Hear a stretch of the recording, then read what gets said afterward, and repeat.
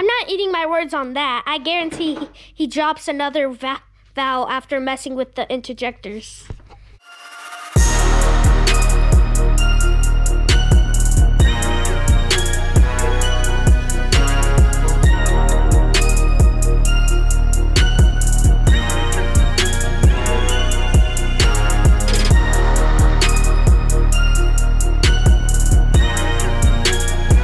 Good morning. So got a little project. It's Saturday. Yesterday was my daughter's regional concert for band, so I waited till today. We actually spent most of the day yesterday in town. So today I have a starter to replace. As you can see, I'm working on replacing the shocks. I just went with Monroe for now. These these are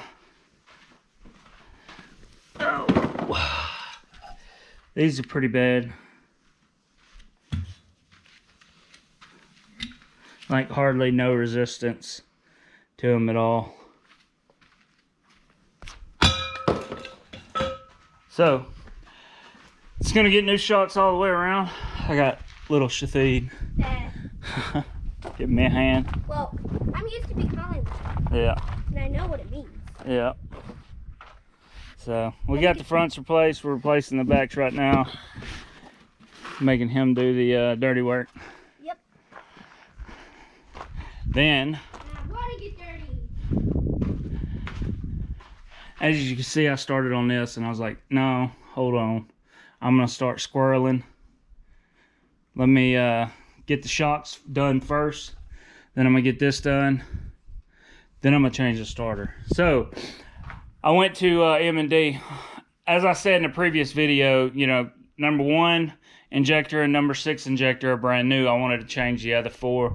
Well, I could tell I got one going bad on me again because it's doing the same thing that it was doing to me when number 6 injector went bad. It's got a little hesitation right as you get on the throttle, and I'm starting to see a little smoke. So I'm gonna go ahead and change the other 4 injectors. So I went to M&D. You could pick up the injectors for $341 a pop.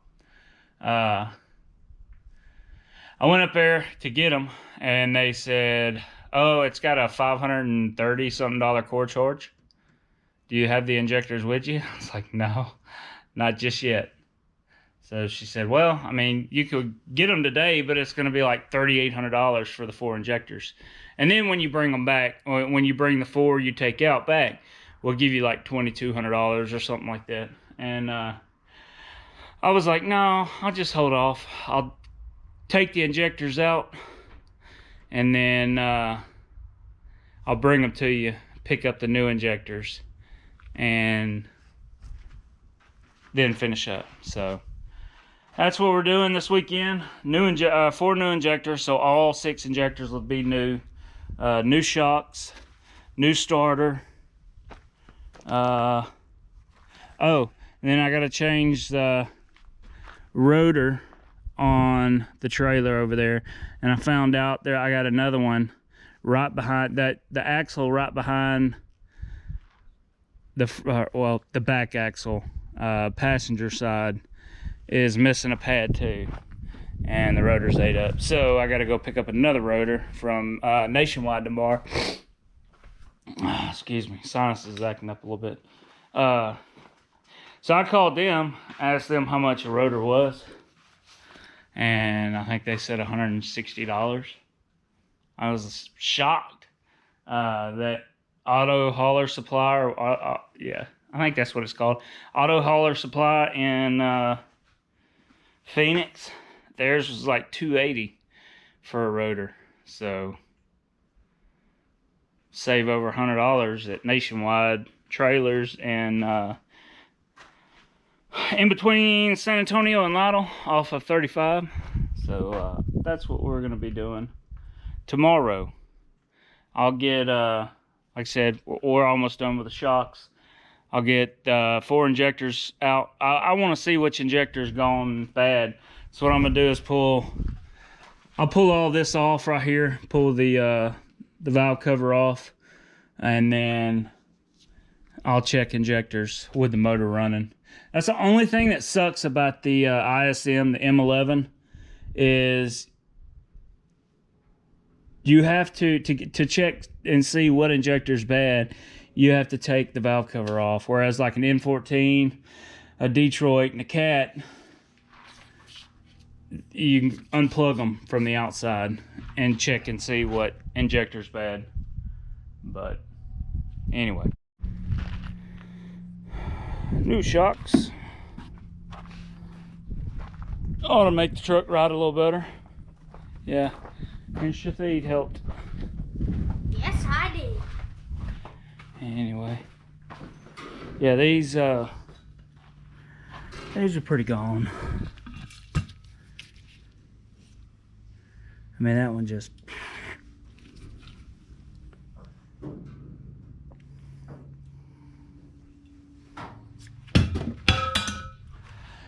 Anyway, now it's time to, we're gonna get this off. I gotta take the air cleaner off. I gotta take the intake pipe off. I'm bad in the truck. And that should be all I had to take off to get to it.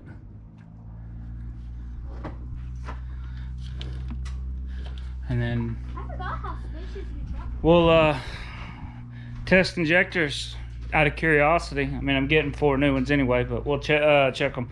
I do want to make sure number 1 and number 6 are still good, so we'll check them, make sure they're all right. Go ahead and pull them 4, and then once the 4 are pulled, we'll change the starter. So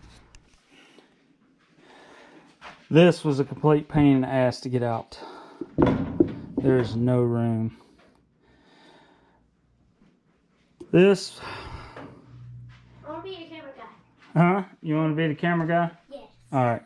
Hold on just a second. I'm going to have it There you turn go. red. Alright, yep. So, on this one, come around here. On this one, there was a switch terminal that screwed in. Let me bum it real quick. That plugged, screwed in right here, or was bolted on right here. Now, on the new starter, okay, you can point it at the starter. At the new starter, this is a gear reduction starter. That switch terminal has to be screwed into this magnetic switch relay. You got a little too close. Right here. Well, let me use it real quick. To do that, you got to get it from the top side. Let's see, hold on just a second. Alright, so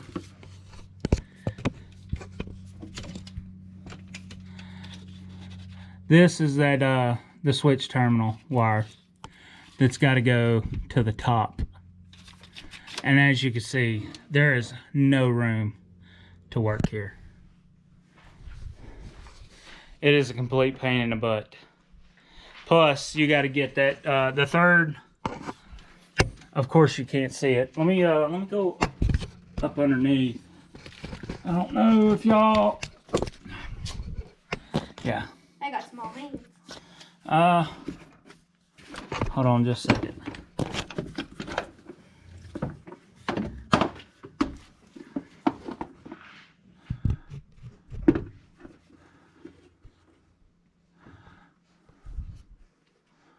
All right, you see that hole right there?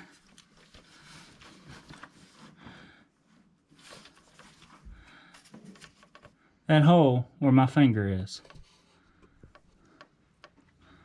Right there. I'm covering the hole up. You got to get a bolt in there, and that is a pain in the rear end to get to. But yeah, that's what I'm dealing with right now.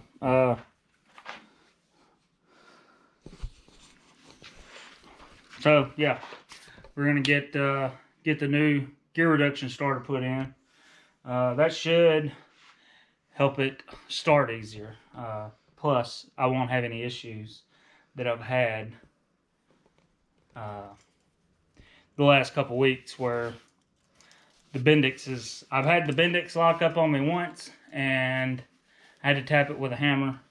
And then I had it to where when I went to start it, the Bendix just spun, but it didn't slide forward to engage the starter. So it just kept spinning and spinning. I turned the key off. It kept spinning for about another 30 seconds before it disengaged and turned off. So this is my dad trying to be a mechanic when he clearly doesn't know what he's doing. Hey, watch your mouth, Shathi. What are you doing? Okay.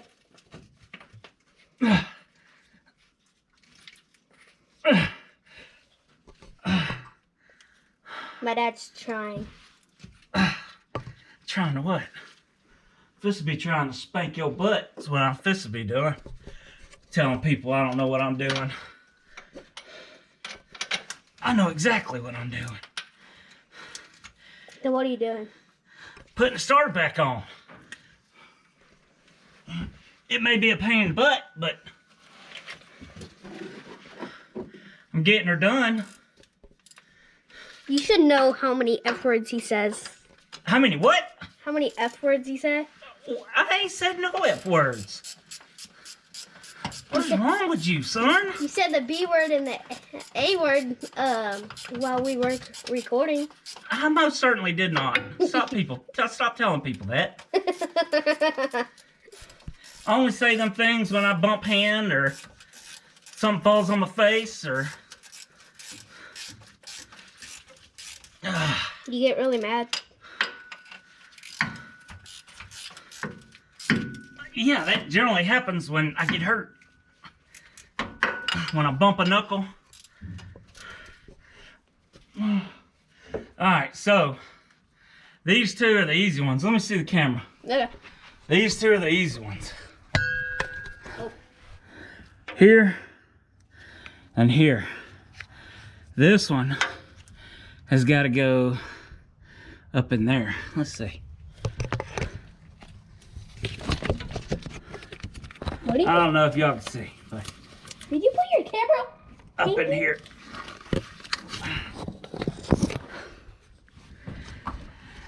And then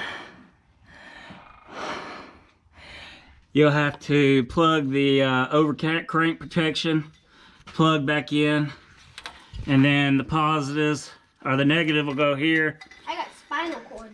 And then the positives, all the positives, all the plugs that go on the Bendix on the positive side will have to be done up here, which is a pain in the butt. Also, a major pain. Remember what I said. To get to. I had to pull the fuel filter off to get to all this. So I'm gonna try to get that top bolt in, and once I get that in, the negatives will be fairly easy to get to and get on. The positives are the pain in the butt, and then getting that starter or the switch relay, the switch, whatever, I having a brain fart, has to go onto that magnetic switch relay. That's going to be a pain in the butt. And then, of course, the positive, all the positive wires that have to go to the Bendix will be a pain in the butt to get to. So, yeah, let me work on that real quick. Get her computer going. Big shout out to the man. Without him, I couldn't do it. This is one of the best wrench monkeys I've ever had. So, let's adjust this a little bit. So, we got the starter replaced, and Weston, how about this?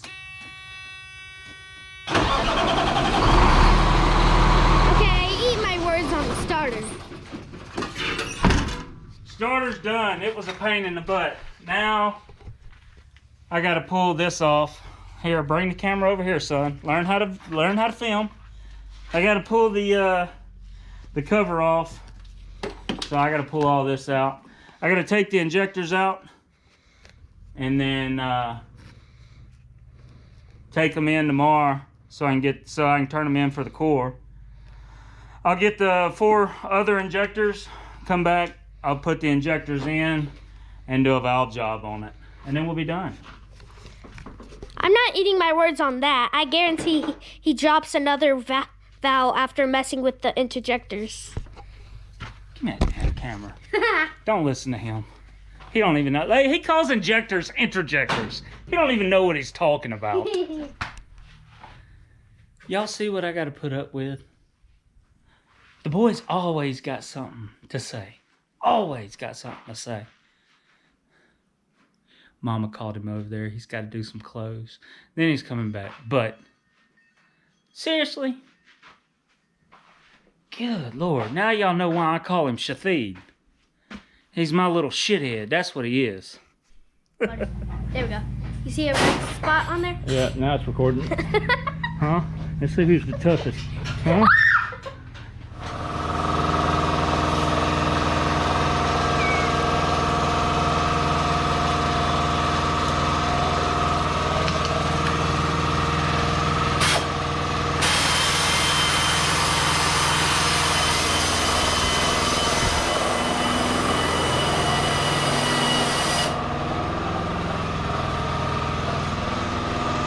Sorry, guys.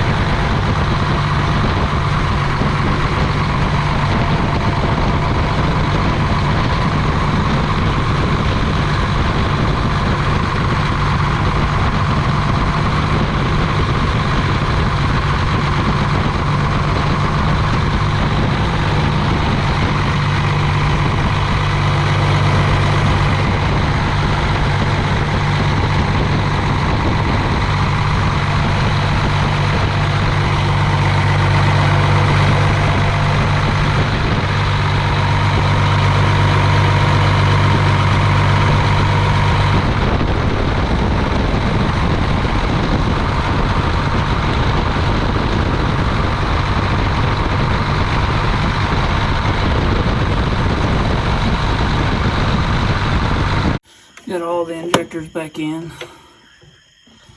Right now we're working on getting the push rods in, and then we'll get everything hooked back up, put back together.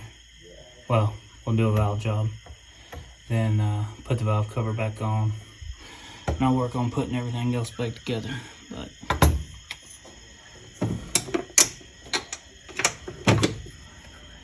not too bad. Injector 2, 3, 4, and injector 5. Brand new, well, brand new reman, but cam followers down there. Everything looks good. I didn't see any broken ears or anything like last time, so should be good.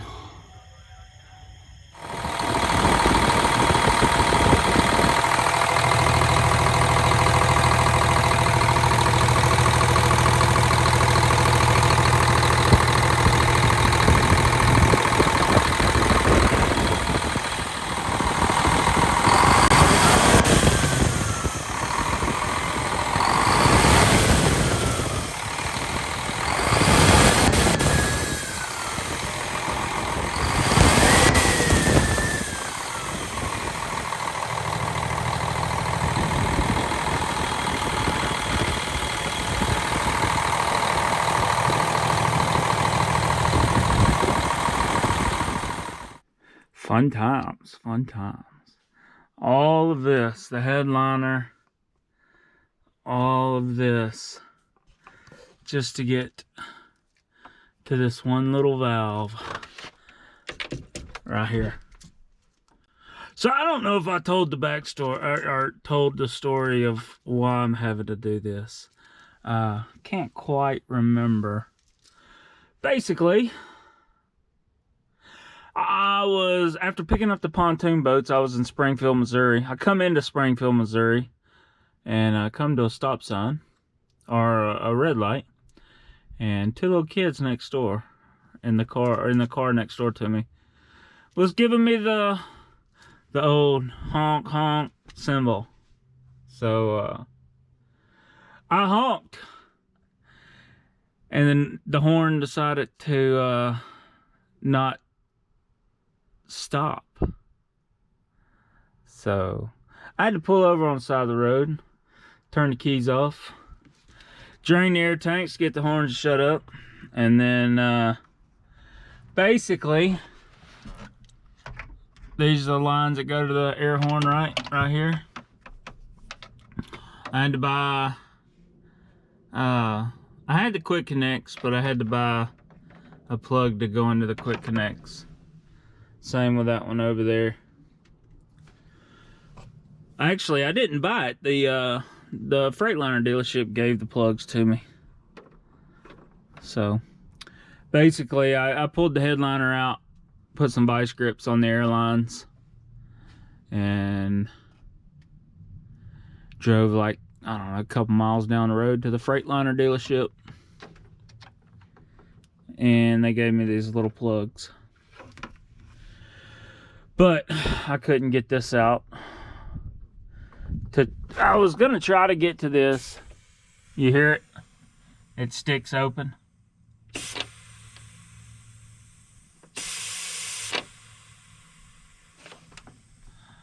I was gonna try to get to that and see if I couldn't mess with it, but I wasn't able to that night, and no one had these in stock, so I ended up having to order one. And yeah, it was here when I got home, and so now it's time to get it put in, because I have a DOT inspection I need to do on this truck, and I can't do it without my air horn. Ow, son of a gun. My elbow's playing, catching hell. Oh, anyway, we'll holler at y'all later. So there's this little valve that sets up behind this piece right here. But yeah, you got to do all this to replace that valve. But guess what? I got air horns. So while I had this down, go ahead and turn this off. While I had this down, this speaker was busted. It still played, but if you turn the music up a little loud, it would, you know, give that busted speaker sound. So I bought some Pioneer 5.25 inch speakers to replace these.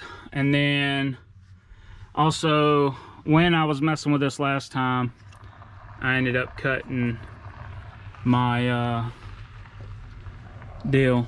So I'm gonna replace that this cable too.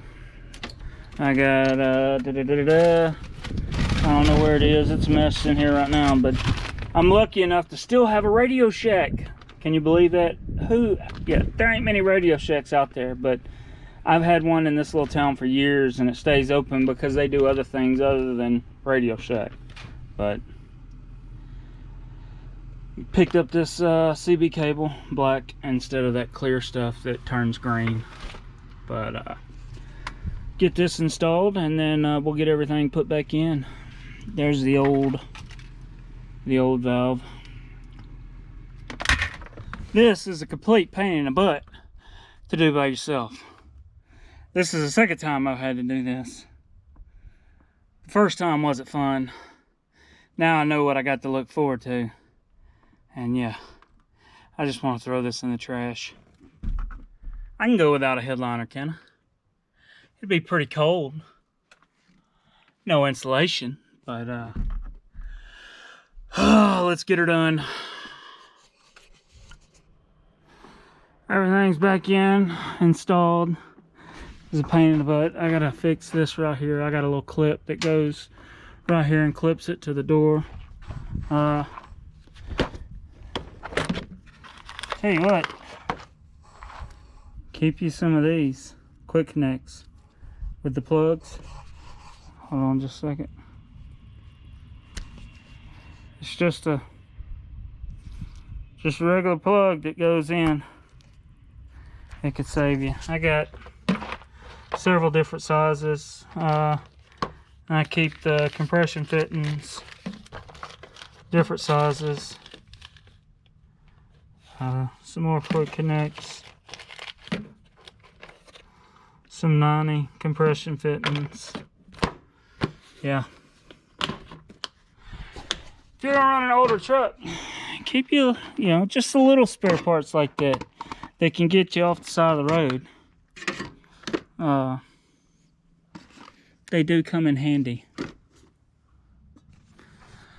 So I might have jumped the gun a little bit on buying rotors. It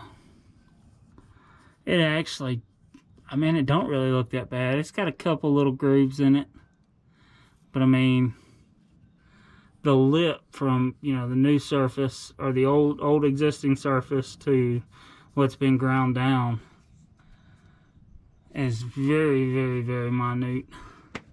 So I did go ahead and change this caliper. As you can see, it pushed the pistons out past the seal, so there's a chance I could have fixed it by pushing it back down, compressing it back down, but not 100% sure. Never heard of people having a whole lot of success out of it once the pistons have popped out. Normally you start leaking again because you broke the seals. But I did get the new caliper on. I got to tighten the hose on it, set it up, and then bleed brakes. Yay! That'll be fun. I'm not real fond of the new clips, but I don't know. Maybe they'll be better than the old ones. This is what I was saying that last time. Yeah, so I lost this pad right here on this axle and that axle. So for that pad to come off, this bolt goes through here, through this pad, and through the caliper. It had to have broke this off right here for it to break, but I don't know.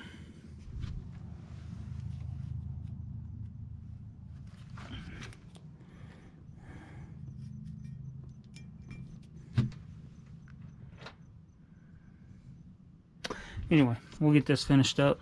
I'm not gonna pull this off right now. I'm only gonna be out for about 4 or 5 days, and then I'll be right back at the house. That's not gonna hurt the new brake shoes any. It's not that bad. So I'm just gonna throw this on because it's getting late. Put the wheels back on. Well, throw this back on, bleed the brakes, because when I unhook this, no brake fluid at all come out. So I completely drained the brakes. You know, when this blew the seal on the piston. So get this fixed, and we'll call it a day. When I come home for Thanksgiving, I'll I'll probably pop these off front and back, take them down and have them resurfaced, and then take one of them rotors back. The other one I can't really take back because I got it in Phoenix. So yeah, I'm stuck with that one. That was like $300, $280. Nationwide Trailers charged me $175 for a rotor, so a little over $100 more buying it in Phoenix.